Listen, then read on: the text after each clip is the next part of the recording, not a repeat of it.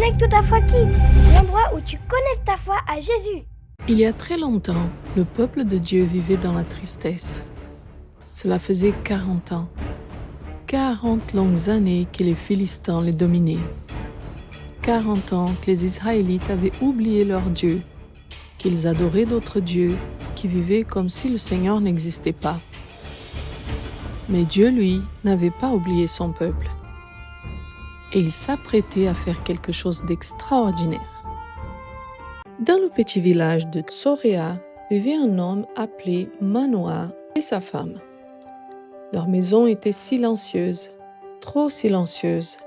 Pendant que tous les voisins avaient des enfants qui riaient et jouaient dans les ruelles, eux n'en avaient pas. La femme de Manoah était stérile, et cela lui brisait le cœur à chaque jour. Un après-midi, alors qu'elle travaillait seule dans son jardin, quelque chose d'incroyable se produit. Une lumière étrange illumina soudain l'endroit où elle se trouvait. Elle leva les yeux et vit un homme. Mais ce n'était pas un homme ordinaire. Ses vêtements brillaient d'une blancheur éclatante et son visage rayonnait d'une paix qu'elle n'avait jamais vue. C'était un ange du Seigneur. « N'aie pas peur, dit l'ange d'une voix à la fois douce et puissante. J'ai une nouvelle pour toi, tu vas avoir un enfant. » La femme sentit son cœur bondir dans sa poitrine. Un fils?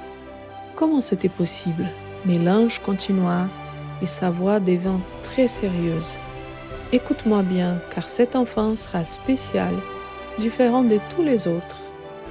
Dès maintenant, tu ne devras plus boire du vin, ni manger des aliments impurs. Et quand ton fils naîtra, jamais, tu m'entends, jamais on devra couper ses cheveux. Car dès le ventre de sa mère, il sera consacré à Dieu, mis à part pour une mission unique. » L'ange fit une pause, puis ajouta ce mot qui allait changer l'histoire. « Et c'est lui qui commencera à délivrer Israël de la main des Philistins. » Puis, aussi mystérieusement qu'il était apparu, l'ange a disparu.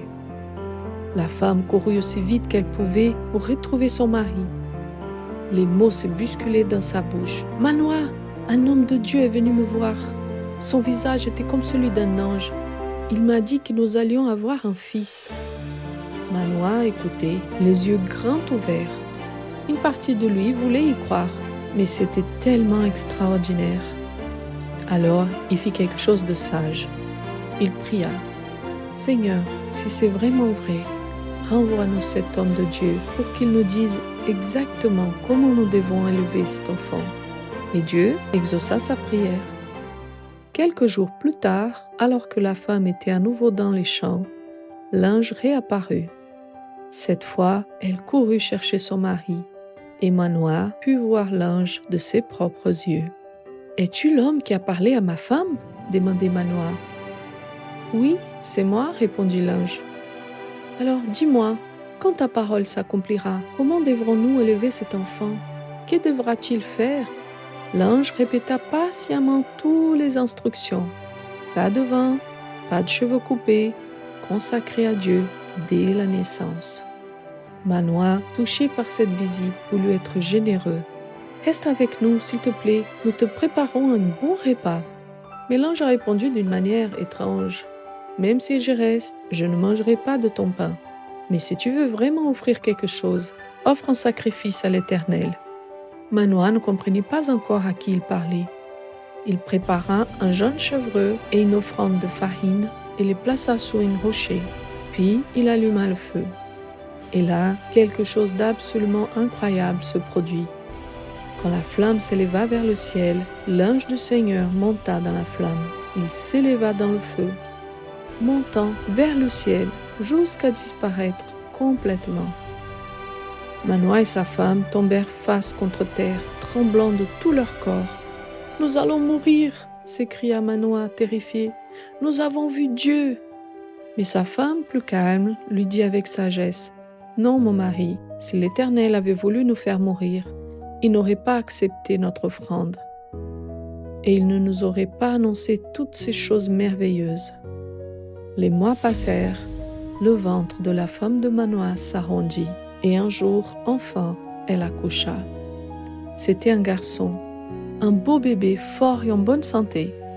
Ils l'appelèrent Samson, qui signifie « petit soleil », car il apportait enfin la lumière et la joie dans leur maison. L'enfant grandit, il n'était pas comme les autres garçons. Quelque chose en lui était différent. Ses parents le voyaient bien. L'Éternel bénit, et l'Esprit de l'Éternel commença à l'animer.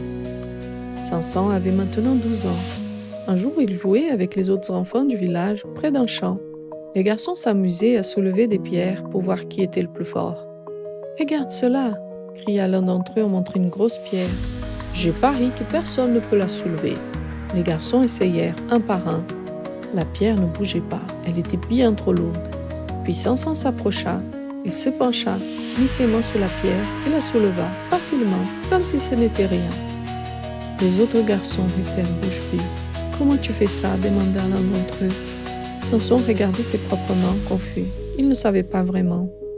C'était comme si une force qui ne venait pas de lui coulait dans ses bras. Tu sais, Dieu a un plan unique pour chaque vie. Avant même que Samson naisse, Dieu avait un plan pour lui. Un ange est venu l'annoncer à ses parents. « Vous aurez un fils, et c'est lui qui commencera à délivrer Israël. » Tu sais quoi? Dieu a aussi un plan pour toi. La Bible dit dans Jérémie 1,5 « Avant que je t'ai formé dans le ventre de ta mère, je te connaissais, et avant que tu sois sorti de son sein, je t'avais consacré. » Cela veut dire que Dieu pensait à toi avant même que tu naisses. Il a des projets merveilleux pour ta vie. Tu n'es pas un accident. Tu n'es pas là par hasard. Dieu t'a créé avec un but spécial. Peut-être que tu ne deviendras pas l'homme le plus fort du monde comme Samson, mais Dieu veut utiliser tes dons, que ce soit ta gentillesse, ton intelligence, ta créativité ou autre chose, pour faire quelque chose de beau dans ce monde. Sais-tu que Dieu t'aime, il y a un plan pour toi? Peux-tu lui demander de te montrer ce plan? Mais revenons à notre histoire qui ne s'arrête pas là. Un léger vent souffla, faisait danser ses longs cheveux autour de son visage. Samson les repoussa distraitement. Il ne savait pas encore que le secret de sa force dormait là, dans ses cheveux qu'il ne fallait jamais, jamais couper.